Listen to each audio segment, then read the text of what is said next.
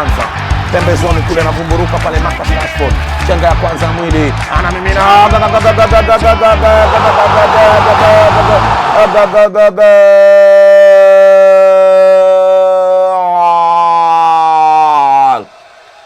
Marcus Rashford, msikilizaji, anamwacha goalkeeper amelala hoi kule. Mwezi uliopita amezomewa. It is a voice that has taken us to countries that we have never been. A voice that has got us close to teams and players 1,000 miles away. A voice that has enabled billions of fans around the world to follow the world's most popular sport, football. It is a voice that explains and interprets events in a field. The voice behind the game, football commentary. I spoke to some of the leading voices in Kenya to understand the art and craft of their trade. Naam, karibu sana mtazamaji popote ulipo katika Jamhuri tukufu ya Kenya, ukanda huu wa Afrika Mashariki na Kati na dunia kwa upana. Tupo katika uwanja wa Karuturi Sports Ground, tunaita hivyo, na tupo maeneo ya Naivasha ambapo ni mechi kati ya timu ya Kenya Police dhidi ya Migori Youth, ikiwa ni ligi ya NSL. In a game of football, can you tell us the role of a commentator? Lili commentator, kazi yako niseme kwamba wewe ndiye nahodha ama kiranja, manake majukumu yote umetukwa wewe. Wewe ndiye unaongoza mambo yote kwa namna jinsi mchezo unavyoendelea uwanjani, na kwa namna jinsi mwenzako itakana aingie kwa kusaidia ama kuongeza madini kwa yale mambo ambayo unafanya. Kwa hiyo wewe ndio unafanya utambulisho, kwa maana you do the introduction.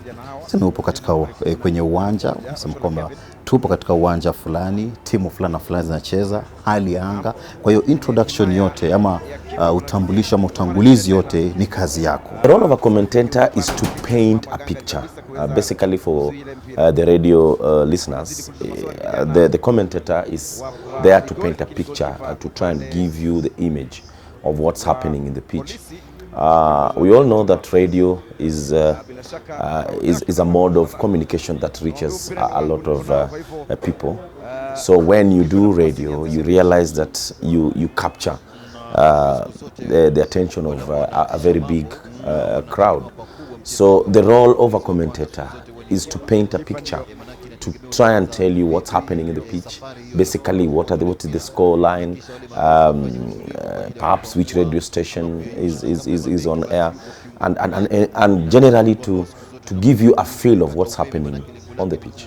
Tell us, how do you prepare for your work and what does it entail? The content or whatever you're going to talk about, uwe na madini ya kutosha, material ya kutosha kwa ajili ya kuwajibikia kazi ambayo unakwenda kufanya. Kwa mfano, unapokwenda uwanjani lazima uwe na historia ndefu kuhusu uwanja huo, kuhusu wachezaji, kuhusu timu, daktari, mashabiki. Kwa hiyo lazima uwe na content ya kutosha, unaona, kwa ajili ya kumfahamisha yule mtazamaji ama msikilizaji, na madini hayo pia vile vile utaweza kumpa burudani kwa namna unavyotumia lugha yako, na mbali na kumpa burudani pia vile vile unamwelimisha, unamfahamisha na kumwelewesha. Kwa hiyo ni mambo matatu muhimu sana katika utangazaji, na ndio sababu tupo pale kwa ajili ya kukupa burudani, kufahamisha na kuelimisha. You have to cover a longer time, so you need to get more content, unlike those days when perhaps the World Cup or the Africa Cup of Nations, that's when there was football commentary. This kind of commentary that we are doing at the moment is football commentary that has to cover a longer period. So you need to have long content, you need to have more kind of humor, because humor is part and parcel of your commentary. You also need to know exactly the kind of listenership you'd like to capture, because football commentary, also football as such, is a male-dominated game. So you really need to get something that will entice the female listenership, and that's where you realize that at times when we do our football commentary, we tend to bring in family issues. We tend to bring in issues that will bring in the female listener into the conversation. Kazi yangu kubwa sana, mwanzo lazima nimpe mambo ambayo ni ya ukweli. Unaona, mzungu anasema you must be factual. usije na mambo ambayo labda yanapotosha, kwa sababu kinywa chako ama kitu ambacho unakwenda kuzungumza kwa umma, wengi wanaishika ni kama dini.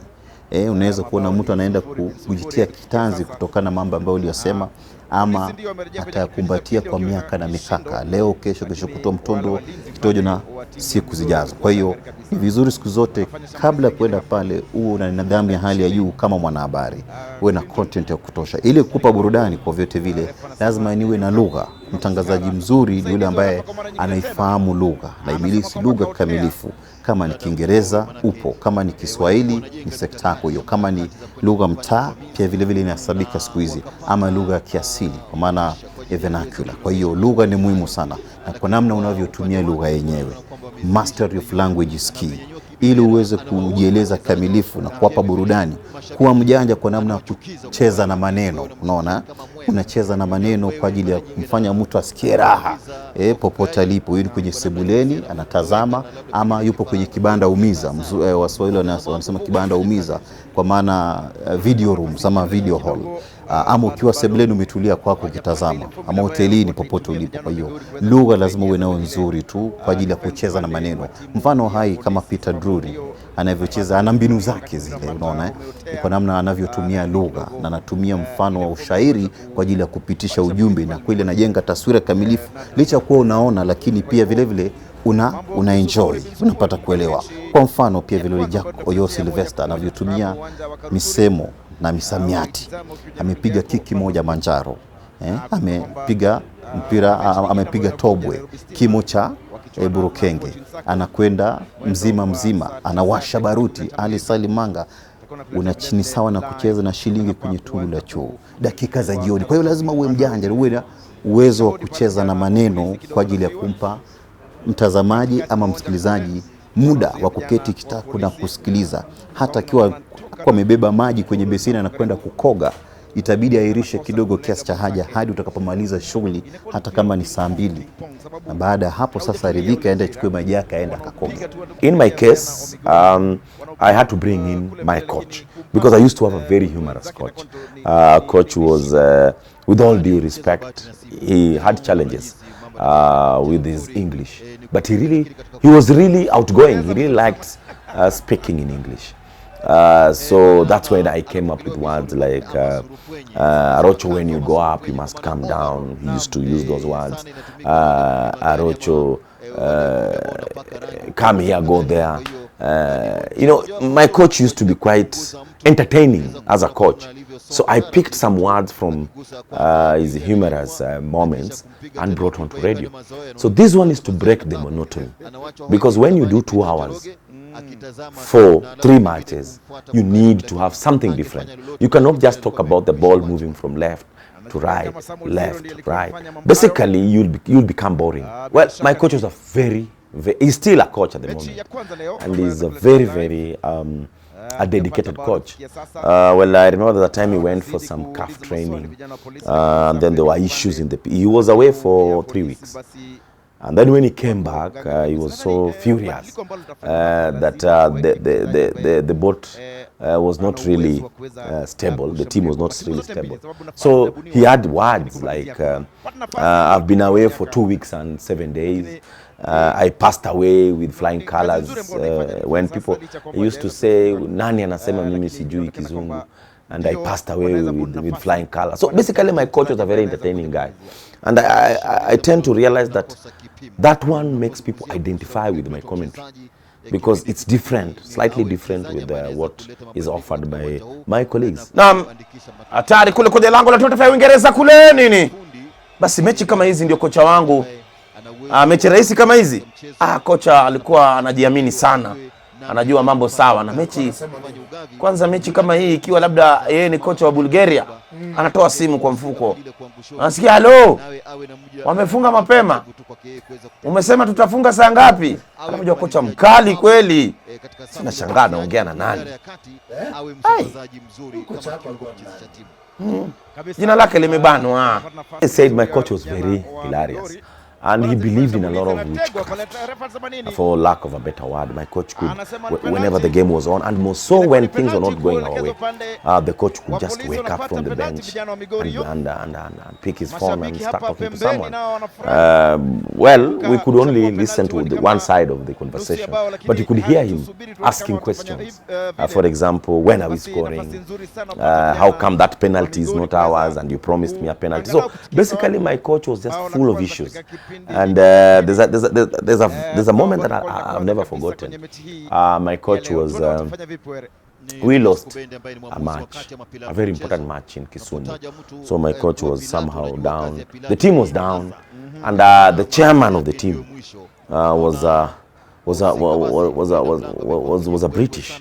So the guy was, after we lost, so he was trying to bring the team together. The coach was slightly away from the group where the players were. So the chairman came and asked the coach, because the coach was somehow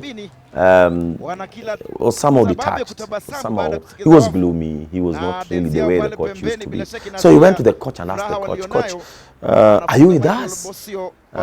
Tending to bring the coach back to the team.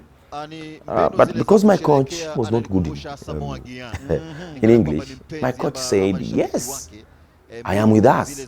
So he was trying to make a reference that he was still with the team.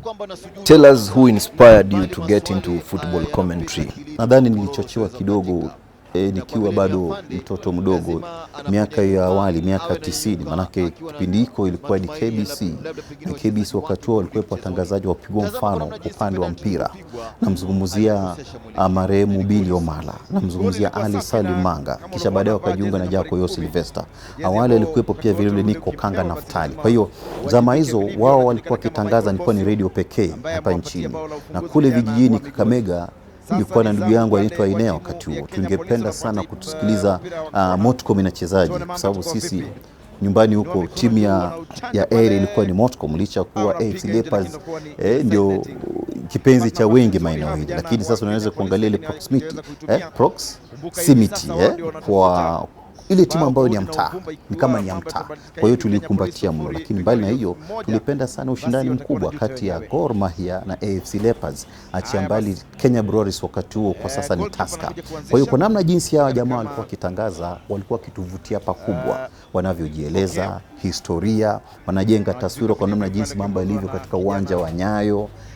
Uwanja umejaa hadi pomoni, hata kugeuza shingo ni mtihani, manake kugeuza utamgonga mwenzako na kidevu, na hata ukitema mate utakuwa unamtemea mwenzako, na hata inzi haweza katua, manake uwanja umejaa hadi pomoni. Na hali ya anga kwa vyovyote vile ni tulivu, ama kuna dalili za mvua kutokana na mawingu yaliyotanda angani. Mbali na hapo pia vile unaweza kumtazama Moi wakati wa rais mstaafu, alikuwa na mazoea kuingia uwanjani. Wanamkueleza kwa namna jinsi rais anavyoingia uwanjani na kikosi kizima. Wakati huo kulikuwepo na Job Omino ambaye alikuwa ndiye mwenyekiti wa shirikisho la mpira wa miguu, alikuwepo pia Peter Kenneth. Kwa hiyo ni tofauti kubwa tu tunaweza shuhudia kwa sasa. Walijenga taswira, yani upo mashinani kule vijijini, lakini anakuvuta na kuleta karibu, ni kana kwamba upo katika uwanja wa taifa wa Nyayo jijini Nairobi.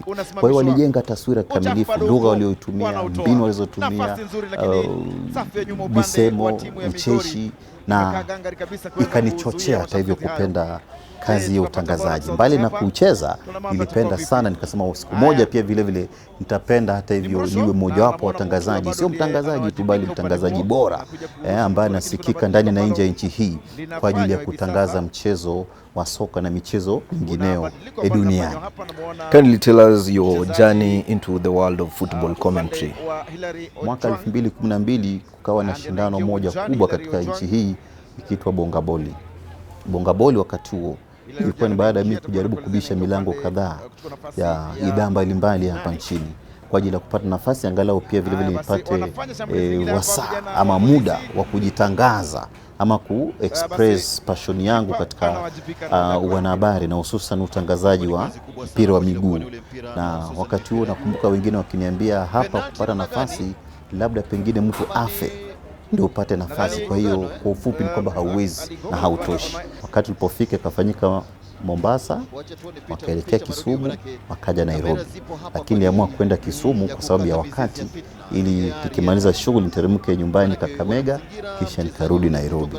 Baada ya muda mfupi tena nikaambiwa sasa umechaguliwa ndani ya kati ya watu wote ambao walikuwepo. Sasa tumepunguza watu na ni idadi ya watu 16 pekee ambao wamechukuliwa kati ya maelfu ya watu waliochukuliwa wakati huo.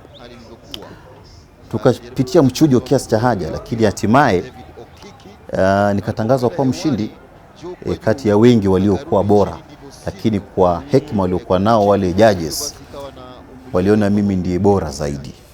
Well, my entry into media was somehow some stroke of luck.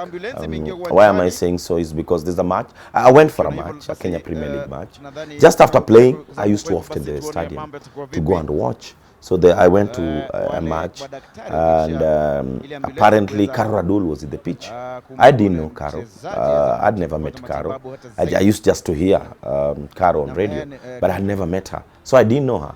So as I was seated, making noise, chanting, and perhaps supporting my team. That was Gor playing Mathare United. Then that match had issues. The referee was somehow incompetent. The referee was somehow unfit. He was unfit for that match, for lack of a better word. So I was shouting at him at almost after every 5 minutes.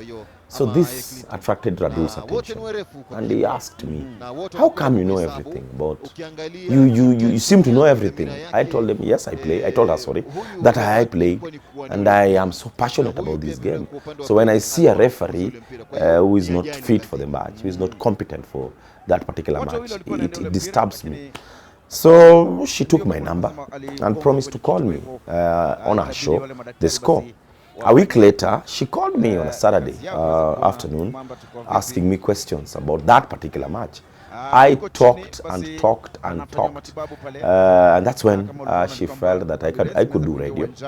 And she invited me for an audition, and the rest is history. What are some of your favorite phrases that you use in football commentary? Laduma was in 2016.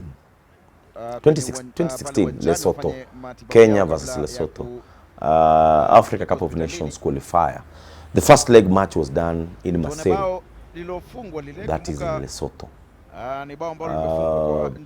We conceded a goal, an early goal. And then when we were doing I was doing my Swahili commentary in one booth. The next booth was commentary done in their native language. So the moment Lesotho scored, there was a somehow 7 to 10 minutes silence from my side. I couldn't utter anything because I didn't know what to tell Kenyans. The goal had gone in. I couldn't say anything. But on the other side, there was a very big shout. Someone was shouting, Laduma, Laduma. So that moment stuck in my mind. And during halftime, I went to the booth and asked the commentator, what was that? Now, he told me that in that region, that is the southern part of Africa, celebrations, when you utter the word Laduma, is some sort of celebrations. A goal has gone in, something great has happened. So that's when I picked it. I picked that one from Lesotho and brought it into my commentary, somehow to give it an identity. What tips can you give to upcoming commentators? First of all, you must love the game. If you are a music presenter on radio, you must know your music. You cannot be a music presenter if you don't know music. You will present nothing. I've known of presenters who are guys who are doing their stuff in church, yet they were presenting rumba or reggae on radio. What I mean is that you might not be a football guy, but you must love your football for you to do football commentary. That is the first and the foremost thing. You must love what you're doing. If you don't love what you're doing, then you won't do it to your best. Because I see some journalists in this country who only go to the stadium when they are working. If you ask me, that one should not happen. When you are doing political issues, you should be with the politicians all through.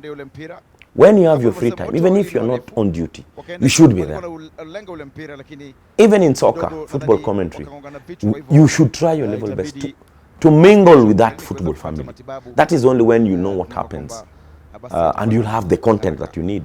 Because you need a lot of content for you to do football commentary. Secondly, preparation. Prep is very important. You walk into a studio without preparation, you do shoddy jobs. Lazima kwa vyote vile ujipange mapema, kwa maana kufanya utafiti, research is key. Utafiti na si utafiti tu, nimesema utafiti na utafitafi, kwa maana kuzama zaidi. Moja ni kupitia kwenye mitandao, lakini njia mzuri ni kwenda, ikiwa itawezekana, uonane na wahusika wakuu macho kwa macho. Hata historia mchezaji, zungumza naye, anapenda nini, anakula nini, familia yake, ingia kwenye mitaa yao kule anakoishi, utapata mengi kutoka kwa unajua wewe unafanya utafiti, kwa sababu utaleta mambo mengi sana ambao labda pengine magazeti hayajaandika ama runinga hazijatangaza kwenye runinga ama kwenye redio. Kwa hiyo bidii yako ama jitihada zako mwenyewe zitakuwezesha kuwa na mambo mengi sana kumfanya msikilizaji ama mtangazaji ama mtazamaji awe na hamu sana kusikiliza kutoka kwako. Tembea kule uwanjani, labda pengine kuna sehemu moja ilibomolewa ama walipaka rangi siku fulani. Unajua kamera inaweza pita wakati wote kaonyesha sema hii imetengenezwa wiki 3 zilizopita na kulikuwa na nembo ama kulikuwa na hatari. Kwa hiyo wewe mwenyewe ni kufanya utafiti mapema kuhusu timu, kuhusu wachezaji, kuhusu mazingira yenyewe. Wewe mwenyewe hata ujue ni nani utafanya naye kazi, for that chemistry, ule mwingiliano. Unaweza pewa mtu labda pengine ni kisirani, kwa hiyo jiandae mapema kisaikolojia na hata uweke urafiki ikiwezekana mapema. Unaelewa? Hii kazi ni ngumu, sio rahisi hivyo bana. One, you must love what you're doing. If you're a football commentator, you must associate with football. If you're a music presenter on radio, you must know your music. You must associate with that music. If you're a political kind of analyst or something, you must relate. That is the only way you'll be relevant in that. And lastly, prep. Mark, you have used the word prep twice. You have to prepare. Like when I'm going for my football commentary, I do 1 hour before I move on air with preparation. So you have content that will last you for 1 hour, and then you have other words that you'll use so that you can cover the entire 90 minutes. But without content, you are like a soldier who goes into a battlefield without a gun. Yes, you might be having the gun, but no bullets. The gun is the microphone. The bullets, which are very, very important, is the content that you put on air. And the content can only be get through prep. Utangazaji ni kipaji, ujue. Unaweza kuwa nao na labda pengine haujui. Na ukiwa nacho basi ama ukijua, ni vizuri sasa uifanyie kazi. Ni kazi ambayo lazima uwe kichaa kiasi cha haja. Kichaa kwa maana wakati mwingine unatembea ukijisemeza, unajizungumzia, unajifungia mahali unafanya mazoezi. Hata hapa nipo na takriban miaka 10 katika fani hii. Lakini bado utanipata nikitembea najisemeza. Utaanza kuangalia huyu jamaa kweli ameharibika ama ni ugumu wa maisha. Unaweza pata kwamba ni hali ambayo imezama akilini na imekolea ama imetulia nafsini. Kwa hiyo ni sehemu ya maisha, ifanyie kazi. Mzungu anakuambia practice makes perfect. Kipchoge kujitangaza kuwa Kipchoge ni kutokana na bidii anayofanya. Yunus, hakina Ronaldinho, hakina Jeje Okocha, huyu mwanamuziki kwa maana Diamond, muangalie Koffi Olomide, wanafanya mazoezi. Na kwa bahati mzuri zamani nikiwa katika shule ya upili nilikuwa traditional dancer. Manake walikuwepo kina Oliech, kwa hiyo singeweza kuingia nikashindana nao. nilikuwa nafanya mazoezi Magoma ya Isukuti, tunacheza tunafanya ili tulete ushindani mkubwa, na kwa bahati mzuri tulikuwa tunashinda national level. Unaona, kuingia sokoni nikauza matunda, nikawa makanga, unaifanyia kazi. Kwa hiyo ili uwe mtangazaji, kama kazi yote ile, lazima uifanyie kazi. Soma vitabu, jifunze kutoka kwa wengine, wasome, waelewe, wasikilize watangazaji wengine kwa namna jinsi wanavyofanya mambo yao. Unaweza fungua hata radio Kichina, hata kama uelewi Kichina, ama Inoro, hata kama uelewi Kikuyu, lakini msikilize jinsi mtangazaji anavyotiririka. Jifunze pace yake, jifunze kwa namna alivyotulia. Yani ni mambo mengi tu, jifunze kutoka kwa watu wengine, hivyo utajua. Ifanyie kazi taaluma yako. Ukifanyia kazi taaluma yako, kwa maana kufanya utafiti, nenda viwanjani. Mimi ni mtangazaji ndio, lakini ili angalau nijue mengi zaidi kuhusiana na mchezo wa soka ama mchezo fulani, advantage ni kwenda uwanjani. Hii ni Harambee Stars dhidi ya Mozambique ama Msumbiji. Hii ni Harambee Stars dhidi ya Nigeria. Ama tazama, fuatilia ngoma. Unaona, itakuwa rahisi sana kwa wewe kuweza kufanya nini? Kujifunza mambo mengi. Kwa hiyo ifanyie kazi. Kuwa wewe, usimuigize mtu mwingine. Unaweza muigiza mwanzoni tu kwa ajili ya kupata dira, lakini unapopata dira basi chukua mkondo wako kwa ajili ya kupata mwelekeo. Kuja na ujenge maneno yako mwenyewe. Wow, big moments. I've gone to the World Cup. 2010, I was in the World Cup in South Africa. I watched 2 matches. The biggest was when Uruguay played in the quarterfinals. They played Spain, the eventual winners. I'm so proud that I watched the Spanish, the champions, in 2010 at Illinois Park, Johannesburg. That is one of my big moments. Another big moment, of course, just the other day, the national team qualified for AFCON. I was privileged to have traveled with the national team to France. I was there for a week. I learned a lot. I learned a lot in my journey, because I was not only in France. I went to Holland for 2 days. I was in Germany. In Germany, I was for a few hours. I went to Brussels in Belgium. I went to Spain. So basically, this trip really opened my mind as far as the business is concerned. I visited several institutions, sports institutions, that really opened up my mind. Last but not least, I went to some training in London that really gave me the push that made me be who I am at TalkSport. TalkSport is one of the biggest radio stations in the UK. I managed to be there. I went for training, and thanks to Radio Africa for giving me that opportunity. Nashukuru Mungu, nimetangaza mechi kadhaa. Hesabu yenyewe kusema la kweli season kariri kwa sasa. Nimekuwepo ndani na nje ya nchi hii. Nimefanya mechi kadhaa ligi kuu hapa nchini Kenya, taji la GoTV, FKF.